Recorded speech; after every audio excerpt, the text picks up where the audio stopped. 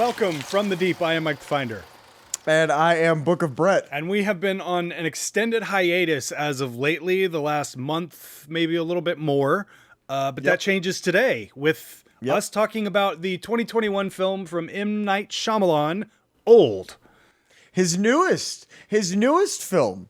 And, you know, they just keep getting better. I think it's worth pointing out this. It was Brett's turn to pick the movie. Yep. And he chose. I did this. Old. I did this. Yeah, he did this. Not me. I did this. You cannot blame me for this. This is all Brett. So, just follow that up with the IMDb one-sentence synopsis, as we usually do. A vacationing family discovers that the secluded beach where they've been relaxing for a few hours is somehow causing them to age rapidly, reducing their entire lives into a single day. Which is a really cool concept. I will say, I think the movie had a cool concept. Yeah, I mean, I have written down here, this is a good idea for a short film, but it is not enough of an idea for a full movie, in my opinion. I would say it could be. Let me put it this way: the way it plays out, it works really well for a short film.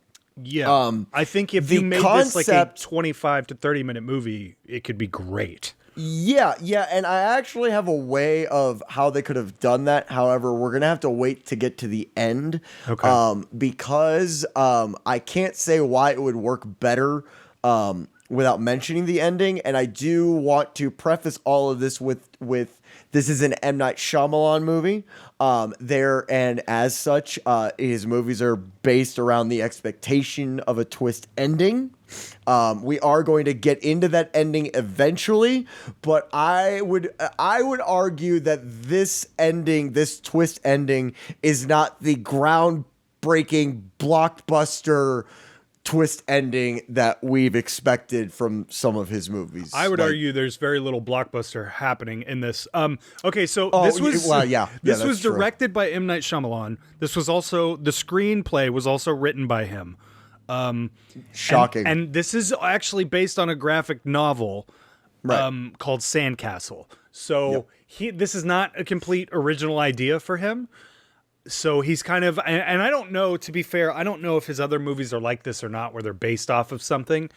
But that does sort of explain why the framework is already in place. And again, I have not read this graphic novel, but I would assume that he didn't change that much in order to turn this from a graphic novel into a movie. So I actually looked into that a little bit. Okay. The core concept is there. But the ending is all his own. Okay. The twist ending that we get at the end is all his own. Yeah. I don't know if it's okay. We'll get there.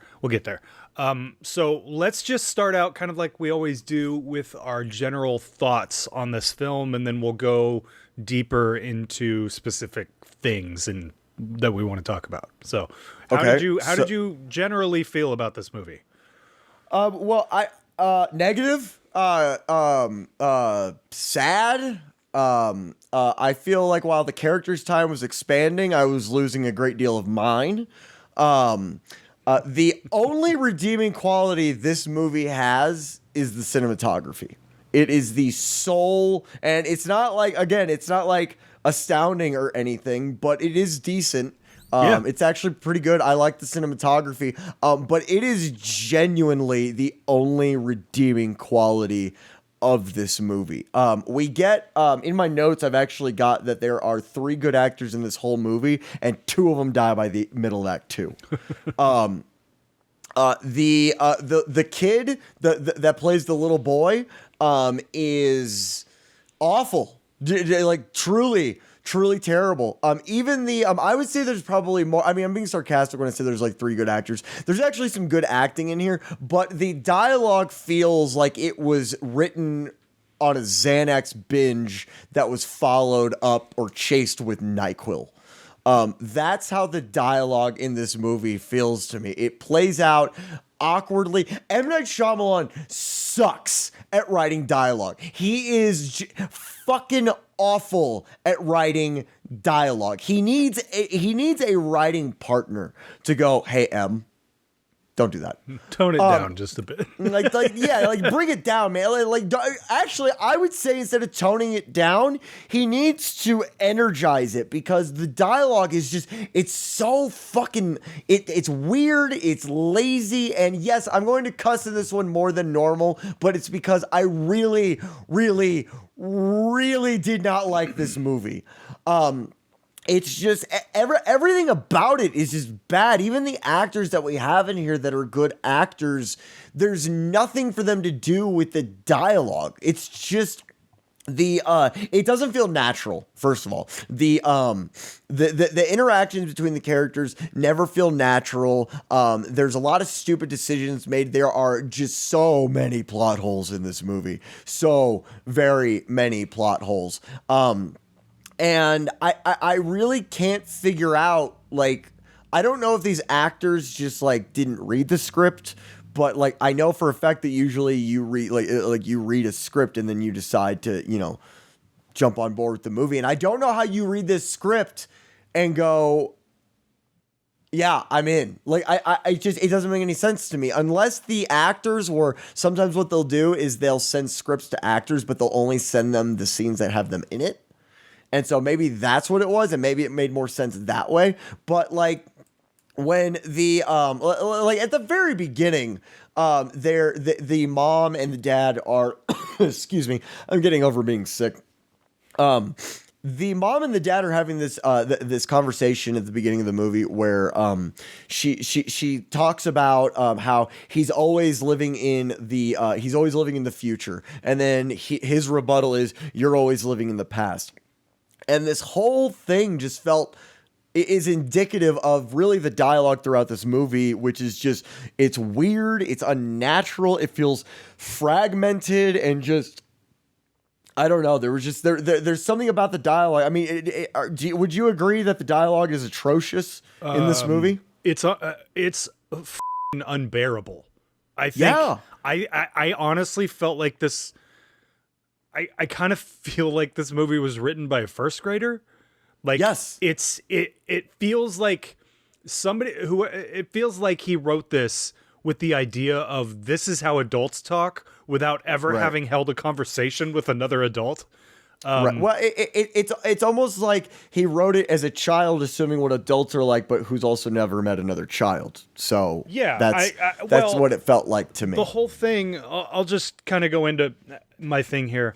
The very first thing up at the top that I noticed is this washed out, awful, terrible color grade that is on this.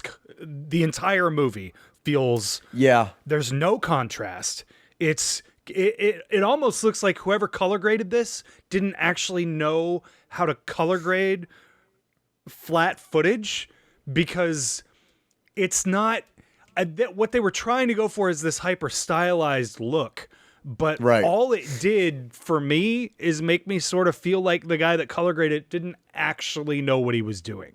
Because there's bring the mids down, just the mids. Well, and also give us more blacks, because the blacks are like so gray and washed out in this movie that it's like almost there is no contrast. And I feel like the entire idea behind it was to give it this very stylized look, but at the same time, it just came off as really amateur.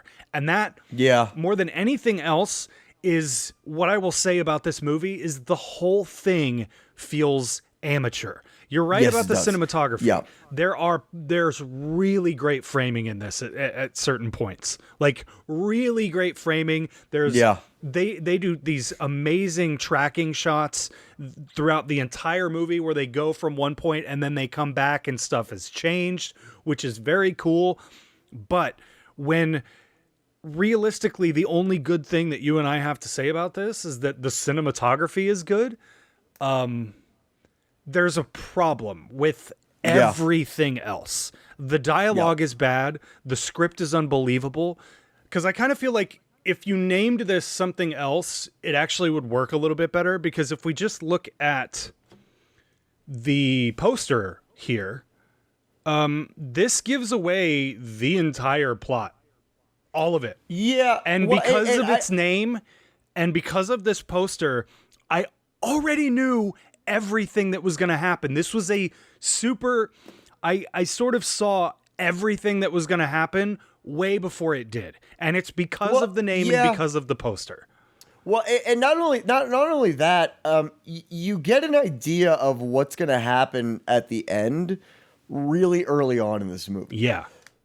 It's super predictable. Like everything down to like the conversations that they have are so unbelievably predictable that it just didn't hold my interest even at all. I think what would have made this better is rather than having all this emphasis on dialogue and showing the characters interacting with one another, I really think this movie could have done itself a service by getting rid of a lot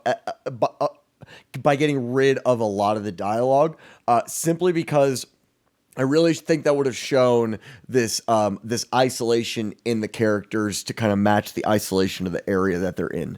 And so I think it would have really, really, really benefited from getting rid of the dialogue. So much of the dialogue in this movie is this like weird exposition that doesn't feel like exposition. Like I feel like the characters are constantly explaining themselves to each other throughout the entire movie. The entire movie. And it starts 100%. with this weird little freaking kid going around. What's your name? What do you do for a living? What's your name? What do you do for a living? It just, and that's what I mean is like this kid feels like he was written by somebody who's never met a child before. Like it really felt that way because just the way that he talks and the way that like he doesn't do anything like hyper intelligent. We do find out eventually that he's got a didactic memory, which is what's the other term for that? But it's also mentioned so offhandedly that it's not even like it doesn't feel important. Like it's just there to be there. No. And it doesn't do anything. The second thing I have written down in my notes is who talks like this? No one. No one speaks the way, not only that they speak to each other, but that every single character in this movie, the way they interact with each other, no one talks that way. Dialogue is so important, especially in a movie like this where, I don't know, 75 to 85% of your movie is dialogue. You need to have somebody go over this a second time. Like, it doesn't feel like anyone else went over this before they decided to make this. It does feel like a first draft. Yeah, it does kind of. I think that's a really good way of putting it because nothing feels chiseled. Nothing feels detailed. Nothing feels like they stepped back from it and they went, okay, this works, but this doesn't. They were just like, well, that's it. So do it. Well, this is the other thing I have written down though. It's very scatterbrained. It is all over the place all the time. This whole movie jumps around. And when we do get to the part where they're all on the island and stuff happens quickly, but also kind of at a snail's pace. It's really weird. Yeah. It's really, well, I don't know how he accomplished that. That might be actually something to compliment him on because I think it kind of really reflects what's going on with the characters. But also at the same time, but I don't think he did it on purpose. None of them have any emotions. They're all these emotionless robots. Like the first time we see the guy from Lost, his wife is having a seizure, and he just goes, "Hi, my name is blah blah blah," and she has seizures, and he's standing there, and he says it in the most emotionless way, like he's not worried about her even a little bit. And as a director, I don't know how you watch that scene unfold and go, you nailed it. You nailed it. Thank you. Yeah. It wouldn't be put together this way if that's not what he wanted. And that's what is so goddamn confusing about this movie is that you called me about, what was I, like half hour in? I was checked out by minute 20. I really was. This movie You told me you hate me. I do. The fact I also have written here, I would have turned this off 20 minutes in if it wasn't for this podcast. I really would have. Which, by the way, is exactly what I did with the new Batman. So, really? Take that for what it's worth. I would have turned this movie off in 20 minutes if it weren't for the podcast, because it looks bad, the acting is bad, the script is bad. The only redeeming quality this thing has is the idea, which he didn't even come up with. So right. Or execute well. Right. And so I kind of feel like I need to read the graphic novel in order to actually get something out of this story, whereas maybe they'll go deeper into things. Wait, so are you saying you didn't like Mid-Sized Sedan? Okay. Oh my God. Mid-sized sedan right here. It says it right there. Really? Mid-sized sedan? That is the name. Where did it go? Where did it go? I actually have they couldn't pick a better name than Mid-Sized Sedan. It sounds like a name that was thought up by an out-of-touch elderly dad. Like, it does. Mid-Sized Sedan feels like the person they show you in like a Dare video. Like, this is the guy that will. Like just the name is just like Mid-Sized Sedan. But that's the thing, man, is like he's the perfect example of every character in this movie being deep as a puddle. Like there is no. You could have named him Lil Goober, and it would have made more sense. Lil Snot Rag, like Lil Noun, and then like you could have done that, and you went with Mid-Sized Sedan. I don't know if you noticed, but he's also got the words Mid-Sized Sedan tattooed on his arm. I did not notice that. Yeah. It would have been better if it was a Volkswagen bus. But see, that's the problem, man. He's the best example here of every character in this being deep as a puddle, and even the characters that they do give us some backstory on, the main family, for instance. We don't spend enough time with them before all of this stuff starts to happen in order for me to give a shit that this thing is happening to them. And I feel like that across the board with all of those characters.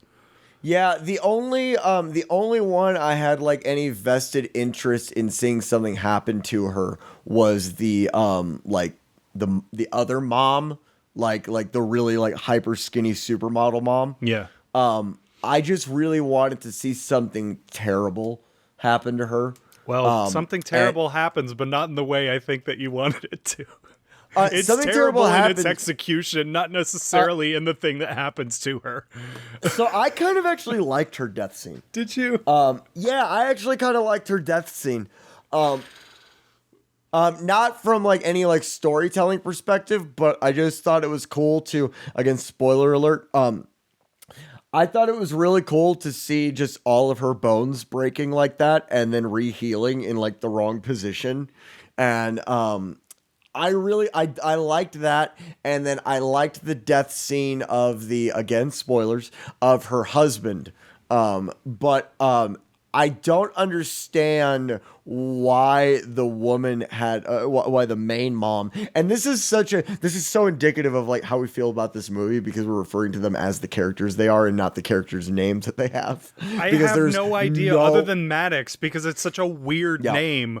I have no idea what any of these people's names are. Yep. And so, their deaths were really cool, but then when the husband, I guess we'll call him husband number 2. The doctor. The doctor. Yes, thank you. When the doctor is dying, the main mother feels this necessity to say, "I'm sorry you came to this island," and it adds nothing to the scene. It actually takes away from it because I was like, "Oh, this is a cool death scene," and then she said something. I was like, "Nope, ruined. You ruined it." I want to go back to what you said about the supermodel mom's death scene because. I kind of felt like, and maybe I just missed this because of the absolute disinterest I had in this almost 2-hour-long movie. They didn't really lay the groundwork well enough of like she has bone issues. I don't know if you've watched 30 Rock. Have you watched 30 Rock? Yes, but not like all of it. So Jack has a girlfriend in that at one point who has, quote, hollow bones. I do remember. And that's all I was thinking of during that death scene is that woman going, I have hollow bones, like a bird. Like, that's all I was thinking of because her bones break at even the slightest little tiny hit on the side of a cave.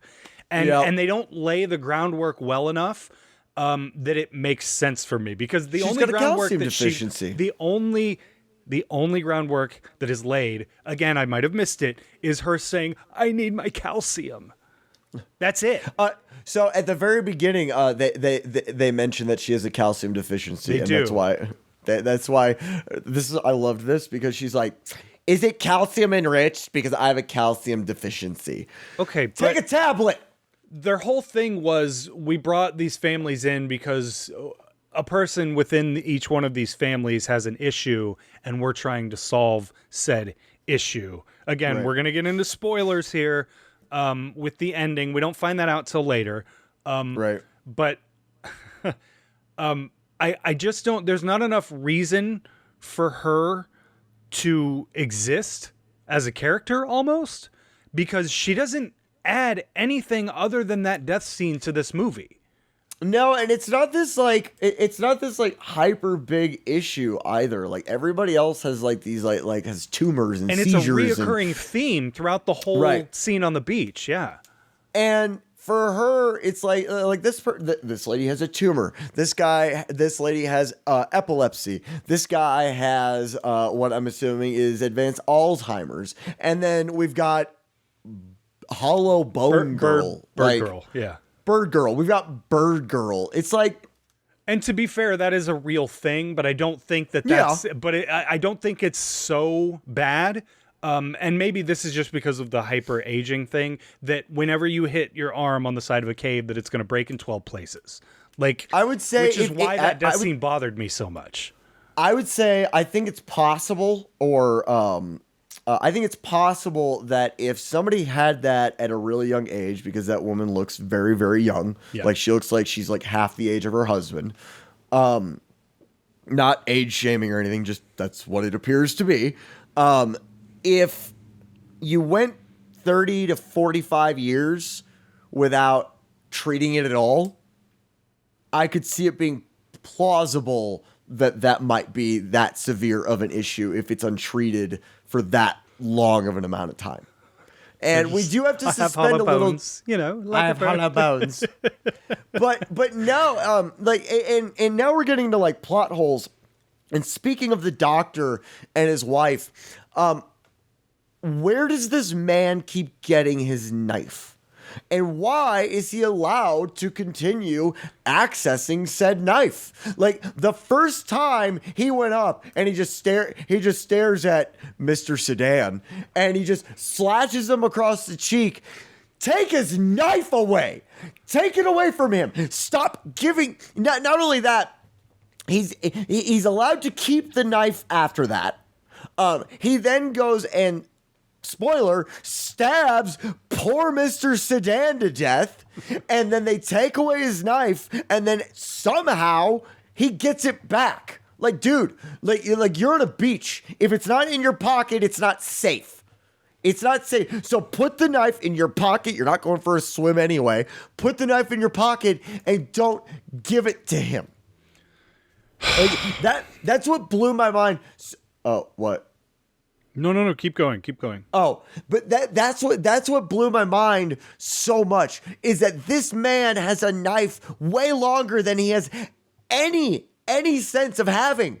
It made me so angry that he cuts him across the cheek and then they don't immediately go, you don't get to have that anymore. Well, I think part of it is because they're not super open about his disease at the beginning, or really until the last like third of this movie, till like basically right before he dies. They're not super open about what his actual problem is, right? And he kind of comes off as most of the time being aware of what he's doing and knowing how to control whatever his deal is. But this whole situation, he's sitting there going, I thought he was going to attack me. Like, dude, everybody saw you go up to him, stand next to him, and then just cut him. Like, that is a sign that, like, even if it's not a sign of Alzheimer's or dementia, it is still a very, very big red flag. I mean, that's true. Yeah. It's like, can I go through your text messages? Big red flag. Okay, so I think the other thing that I really would like to get into here is Say it. say what? Just say it, and I'm gonna see if it's what I think you're gonna say. No. Go ahead. Is it the pregnancy? It's Is not. It the pregnancy? It's not. But I would love to get into that while we're talking about specifics. Go ahead. Okay. Out loud, Brittany came running into the room to look at the TV because when she came out pregnant, I was laughing my ass off. I was laughing so hard when she came out pregnant. I loved it so much because it's just this like, no, we're not going to do this. Because up to this point, it already felt like Lost. And then they did the pregnancy thing. Yeah. And I did have to look up if babies can die from a lack of attention. Apparently they can. Well, yeah. Apparently they can. Duh, because like if an hour is, what is it? Like a year or whatever it is. Right. Whatever that ratio is. Right. If that baby is just, not constantly fed and held and whatever, it's going to die. I also got instantly. I got really uncomfortable because I was like, dude, we're not gonna show this little girl who's supposed to be 15 like giving birth, right? Well, like, so I started really tensing up because I was like, I don't want to watch this. This does kind of, what you're saying does kind of lead into what I was going to say. I was left questioning if these kids, because when she's about to have the kid, the boy goes, I thought you had to do that like 10 times. Did I get that wrong? Which says to me, these kids are still thinking like children, regardless of whether they're 20 or 50 or whatever. Right. Right. But then at the same time, they don't always act like children.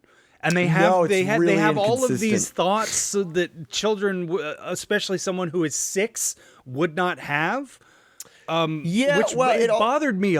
It bothered me a lot, dude. Like, it makes you wonder though, like, because their hormones are changing, right? And so they're going through puberty really fast, and so you kind of wonder if like maybe like that's affecting the way they think. Because they're going through hormones, or maybe it doesn't matter because this movie was trash. But it's also, if you don't have the life experiences or the schooling to teach you things, do you stay that way forever?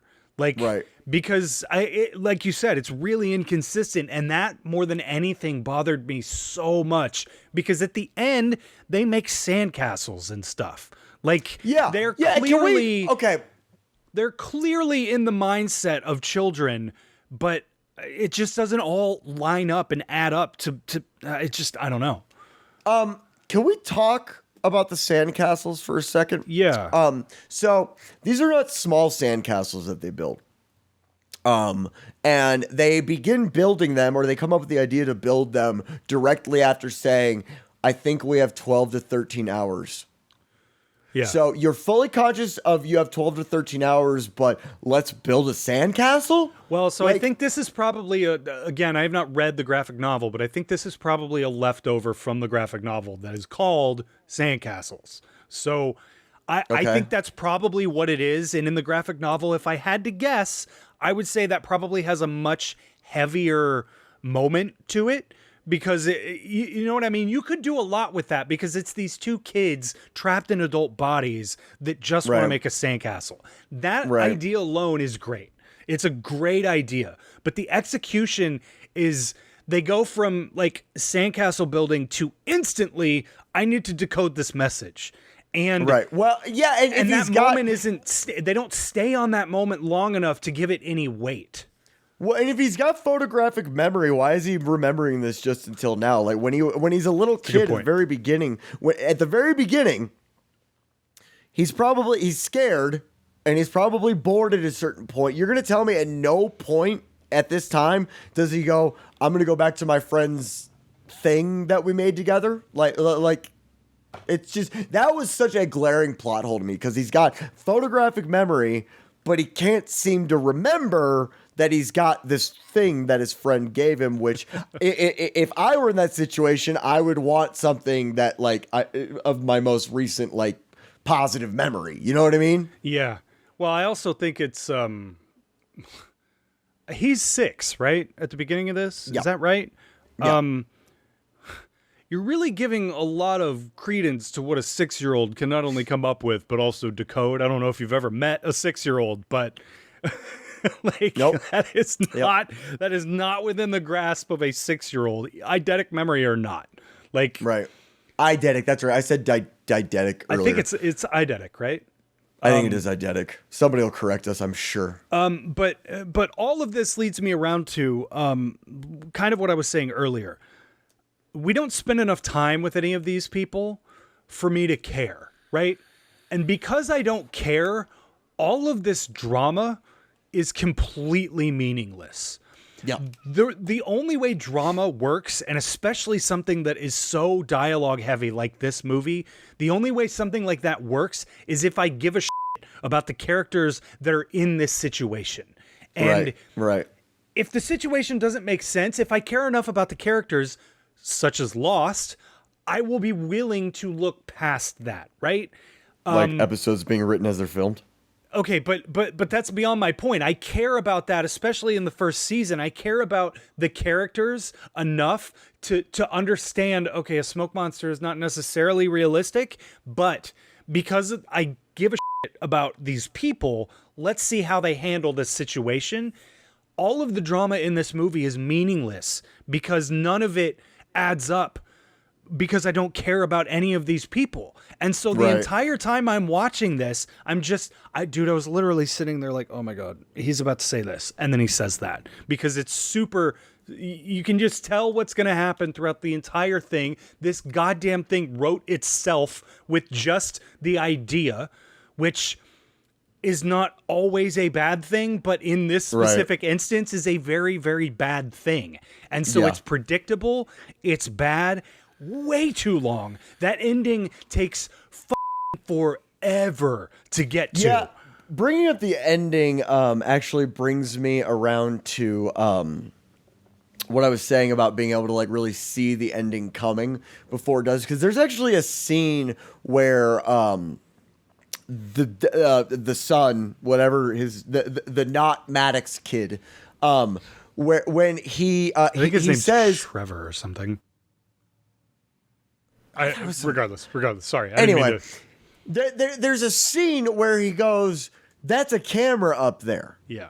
Which brings up two questions for me. A, how does he know that when it's that far away? And B, why is there a light on the camera? Unless it's a glare. That's what it's supposed to be. It's supposed to be a glint off the lens is what it's supposed to be. That makes sense. But regardless, you're going to tell me he can tell from that far away that it's a camera.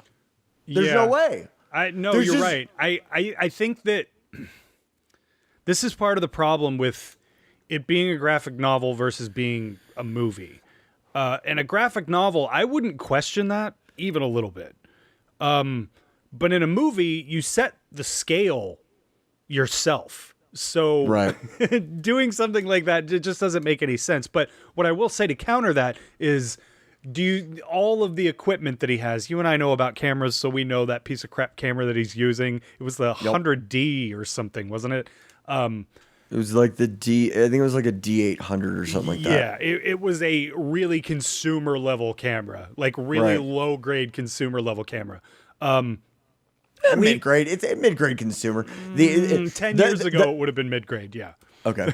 Yeah. Okay. Either way, because we know about how all that stuff works, I think when we finally cut to M. Night Shyamalan, because he put himself in his own movie, when we cut to that, yeah, you're right, he does always do that. But when we cut to that, we're supposed to go, oh, he's got like a whole little setup up here, and he's been tracking them and taking notes about what they've been doing and all of this stuff. So that is sort of supposed to, I think, kind of explain why he's up there. how he's doing all of this stuff. What doesn't make sense is, again, spoilers, when they go through the coral, he watches for a minute and a half. And he just goes, they're dead. They drown. It's Yep. like Yep. that is such a it bothered me so much because like oh no, it bothered the hell out of me too. It's like of course they're not dead. Of course it's a minute and a half. People have held their breath for hours, haven't they? Isn't that a thing? No, not hours. I need to know. I need to know how long. It's several minutes. Is like it's at least 20 or 30 because I know there's a tribe in the I want to say in like the Philippines, where they can hold their breath for like an insane amount of time because they've like it. According to Google, sorry, I didn't mean to cut you off. 24 minutes is the world record. Okay, 24 minutes. The average person, like the average healthy person in a stressful situation, can hold their breath for like 4 to 5 minutes max. Maximum, yeah. And even that, I think, is a huge stretch. Like, just for a normal person that has never trained or done anything to prepare for it. Right, exactly. Yeah. My biggest issue with the coral scene is, the fact that he either... Okay, we're gonna say one of two things, because I thought it was something different. You say that he didn't look long enough. I say that he just never noticed them surface. But, you know, what do I know? He says on the phone... because the person on the phone, which is clearly the director of the resort, goes, "Are you sure they're dead?" And he goes, "I watched them for a minute and a half. Of course they're dead. They drowned." And the guy said goes, a minute and a half? He said something. I can't remember exactly the number he said, but he said like a minute to 2.5 minutes or something. So to me, he just watches them go under, and you're right. He does never see him surface, but he doesn't watch nearly long. If it were me and that many people's jobs, livelihoods, and freedom relied on it, I would have stayed there for an hour. Like, oh yeah, easily.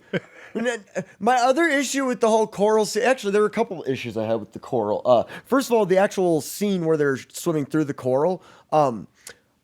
Take the shawl off. Oh my god.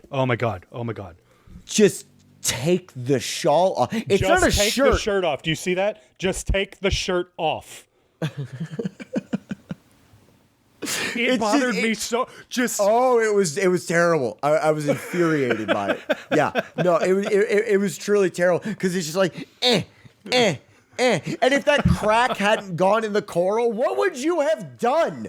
Like, you would have both drowned. First of all, when you're going to the tunnel, you see, which brings me to another point. Their eyes are wide open in salt water. Yeah. Let's also clear as a lake or a pond too. Okay, I will say this. I've been to the Bahamas and the Caribbean. There are areas where the water is that clear. But those waters are so choppy and there's so much waves happening. I just don't see that being that clear. It's a pool. It's so clearly a pool.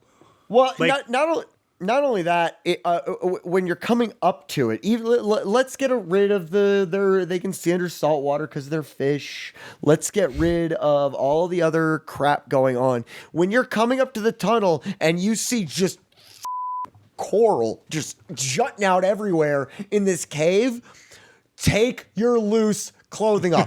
Go back to the surface, take off your loose clothing, make another go of it. Like I'm just sitting here going like, she better die. Now I want her to die. Like I was rooting for Maddox as much as you can root for somebody in this movie. I was rooting for Maddox, but at that point I was like, leave her. Yeah, I said the exact same thing. Like, bye. Yeah. See ya. Yeah, like, sorry. Like, losing your sister isn't going to be that much more traumatic than watching your parents age and die in 16 hours. Like, well, so, okay. Here's my biggest issue with this movie, now that we're at the end. Why do they run an actual resort? Why are there just for lack of a better term, victims at a resort? Why is that resort a real thing? Because if your whole intent is to bring people, they have the funding. Maybe that's why they have the funding. If that's the case, every resort in America is severely under-reporting what they make every year. Do you know why doing this at a resort is even a worse idea? Like not just a stupid idea, but why it's a bad idea. Do you remember when I went on that cruise to the Bahamas in February? Yeah. Do you remember when I told you about it more than a couple times? No. You don't remember me telling you about it? I remember you telling me, but I don't remember what you're talking about specifically. My point is, you let people know where you're going. You let a neighbor know. You tell family members. You tell friends. People know where you're going. And what's going to happen is when people don't show up after a few days that they're supposed to be back, people are going to start asking questions. Yeah. Well, and the problem is at the end, they sort of gloss over that with just we're scrubbing their computer and their phones. Like, that takes care of everything. Just takes care of everything. Takes care of all the conversations you've already had. Because as we all know, when text messages are gone, people don't remember the conversation itself anymore. Well, so, I just kind of feel like at the end, the fact that they have resort guests walking around is a huge liability for their whole operation. Yeah. And making it an actual resort makes zero sense in the grand scheme of what they're trying to accomplish. Because let's get how else would they get them there? Well, I mean, you could still make it a resort, just don't have, for lack of a better term, non-victims at this resort. I see what you're saying. Why is it a real resort? Okay, now I see what you're saying. Okay. It doesn't make any sense. You're right. That doesn't make any sense. Like, and speaking of the end, so I got to say this. I actually think the concept of it being a what was that? Not Last House on the Left. The House in the Woods, or The Cabin in the Woods. It's got that vibe to it. As far as what they're doing. So this is where, when I said at the beginning of this episode, there was a way for this to work a lot better. I think they should have leaned into the experiment thing that's going on behind the scenes. I really think if you structured now I see what you're saying by Cabin in the Woods. Okay. Yeah. I really think if they had structured this around that going on, you do get rid of your twist ending, but this dude, you don't got to do that anymore, man. Like we're all, and I'm calling him M from now on. M. Like that's his name. Kind of like the guy, what's his name? Six, that directed Centipede or Human Centipede. Yeah. You are a mononym now, sir. And I'm going to call you M from now on. But no, so if he didn't lean into this twist ending so much, and he actually took the whole experimental side of things and really leaned into that, and then worked everything else around that, I think we could have actually had an interesting story. That's definitely an interesting idea. I feel, because I personally, when you keep calling it a twist ending, I don't consider it that at all. Like, even a little bit, because I saw it coming from a billion miles away. Because the moment you see the camera and he goes, "That's a camera up there." Yep. The entire ending is gone. So it's not a twist. You could have easily gotten around that by just having him go, "What's that?" Like, that's it. Yeah. Like, do you see that up there? What was that? What was that? And again, like, take a note from Lost up to season 5. Take a note from Lost. 3. Okay, 3. That's right. 4 is when they started like filming it as they were writing it, and when they go back to the mainland and all that stuff. Oh, that's right. Yeah. So take a note from that and make it apparent that like shit's going on, but don't just give a big thing away. Don't just go, "That's a camera." It's like, okay, well, now we know everything. Someone's watching them. They're filming them. They're clearly doing this on purpose. Yes. Somebody brought them there on purpose. This is not coincidental. Right. I kind of feel like he's sort of fallen. Like you said earlier, it's kind of expected when you go see one of his movies that it's going to have a big twist ending. And I kind of feel like he's a victim of his own doing. because he's pulling a Colonel Custer. He's become so well known for these twist endings that he kind of feels like, what you said is correct earlier, where he wrote the end. He did that so that he could sort of play into the whole expectation of what you want from an M. Night Shyamalan movie, right? So the reason I said that is because in the graphic novel, we're never told why this is happening to them. We're never told why they're aging. It's just a thing that's happening. So that's why the ending leans on for 25 minutes. Yes, because he doesn't know where to stop it. Yeah. Right. Yeah. Because he doesn't have the source material to tell him where to stop. Right. And speaking of the ending, this confrontation, like when he bumps into the chick with the glass, Madrid, because I remember a side character's name way more than I remember the main character's. Is that the girl with the really far eyes, the really far apart eyes? Yeah. Okay. Yeah. Her name's Madrid. And when he bumps into her, this whole confrontation, there should have been way more of that. We should have really seen a lot more of this. And instead, it's just this side thing where, like, in the background, they're yelling about it. The manager is going, "We have a problem over here." And in the distance, that's happening. It's never... And that's the thing, is like, if I were the manager, I would do everything in my power to silence him immediately. Yeah. Yeah, and shove again, him back in the van. This goes back to, why is it an actual working resort? Like, if you've had an incident that has happened like this before, because they say that it has, if this has happened before where somebody got through the coral and actually shows up or whatever, I guess they say he drowns. But no one's ever made it. But if you know that it's a possibility for somebody to get out of there, why is it an actual working resort? It bothers me so much. It doesn't make any sense. But all of this leads me into my final thought here, because we're coming up on an hour, and I think we've said most of what we want to say. I just want to say, why didn't anybody notice the coral before? Because it's really bright. Really noticeable. Yeah. Really, really bright. Like it looks like an angelic turtle just floating out in the water. It's like a shimmer. My overall thought here is Old is an absolute masterclass on what not the fuck to do at every turn.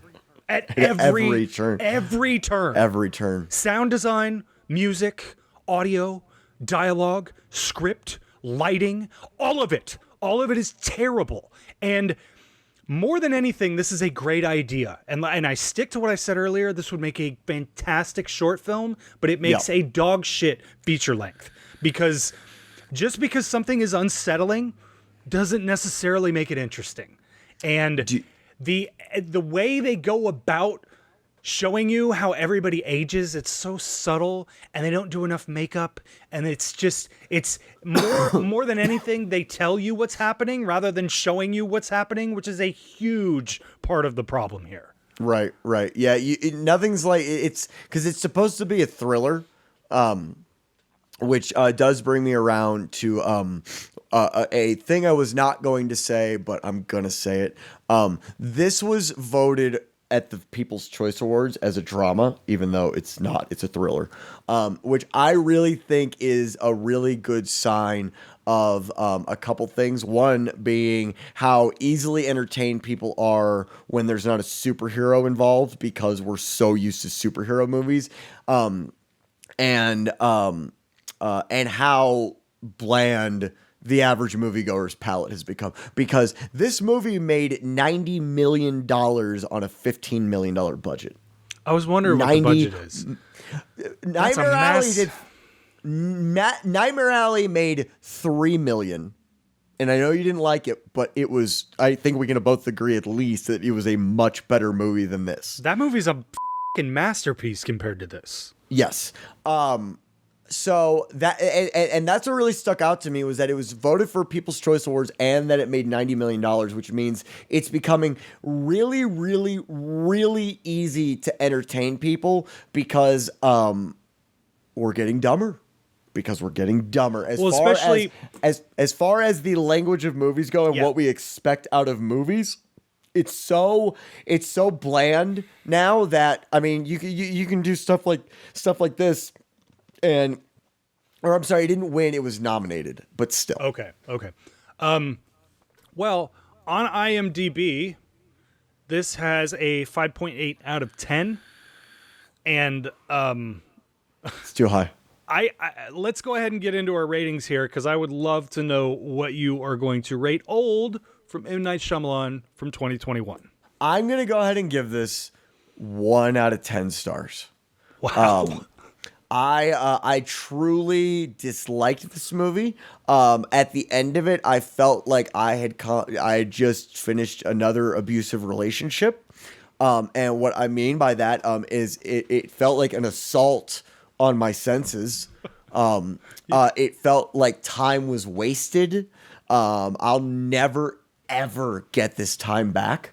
And I feel that way because I genuinely hated this movie from I knew I wasn't going to like it from the beginning, but we had a review to do. And so I had to get through a movie.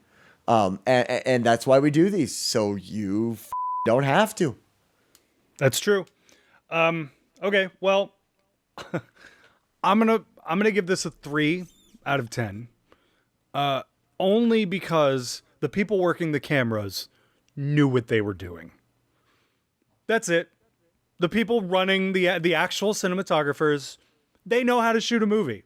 Yeah, but that's why it's not getting 0 out of 10. Unfortunately, the movie that they were filming is old. And it makes so little sense. The dialogue is so piss poor. It's feels really bad. It's so bad. Like a B movie. This is not top tier, should be in cinemas making 90. You said this made $90 million? Seriously? 90.1 or 90.2. That's disgusting. Yeah. That is disgusting. It sure is. It sure is. I was not happy when I found that out. You're 100% right. The movie-going audience has become so dumbed down because of things like the Marvel movies.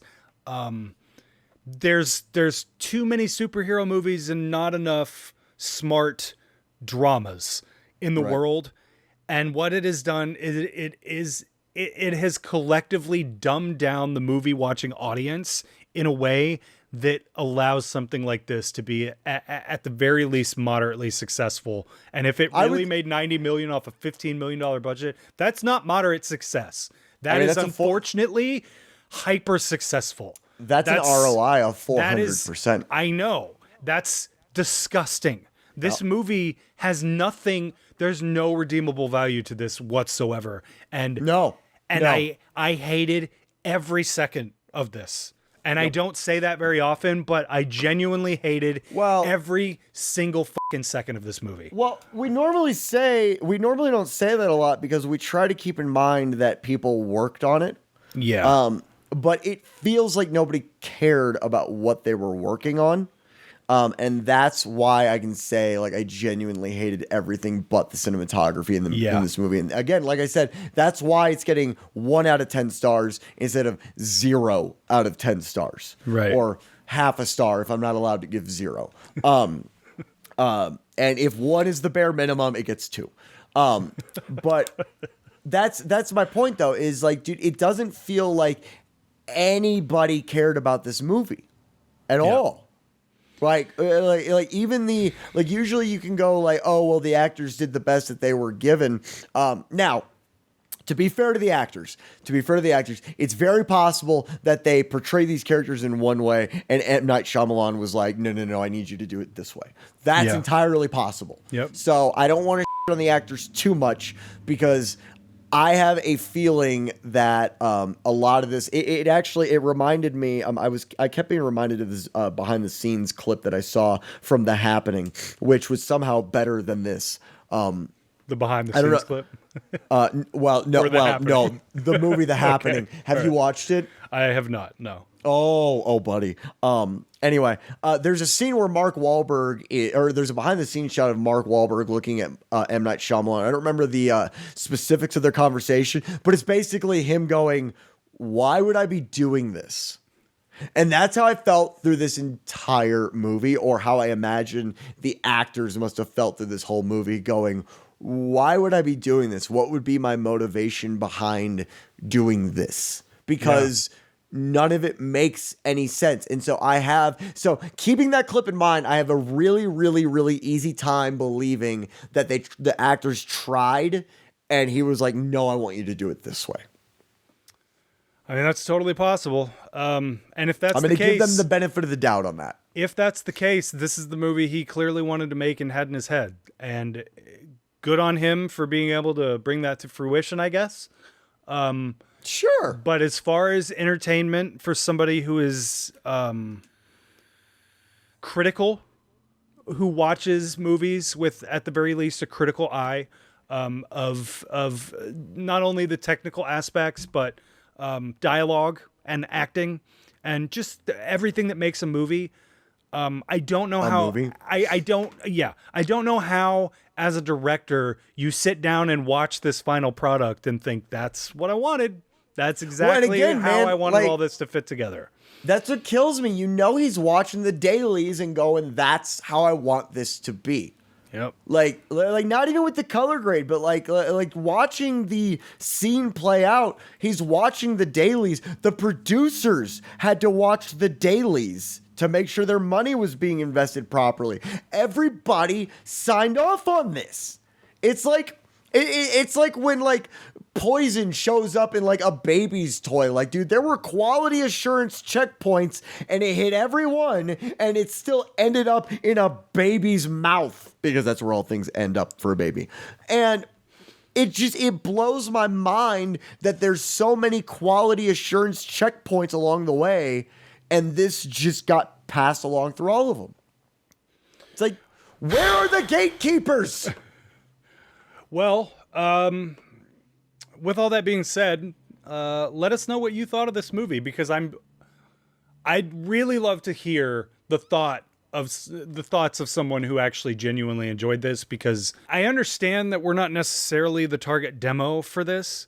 Who is the target demo though? But, well, like we said earlier, I think because we watch stuff critically, we think about stuff more than when I think demo, I think like age, gender, like that type of demo. I mean, this was not made for people that are really into film as an art form. This is made for people who want popcorn Friday night out.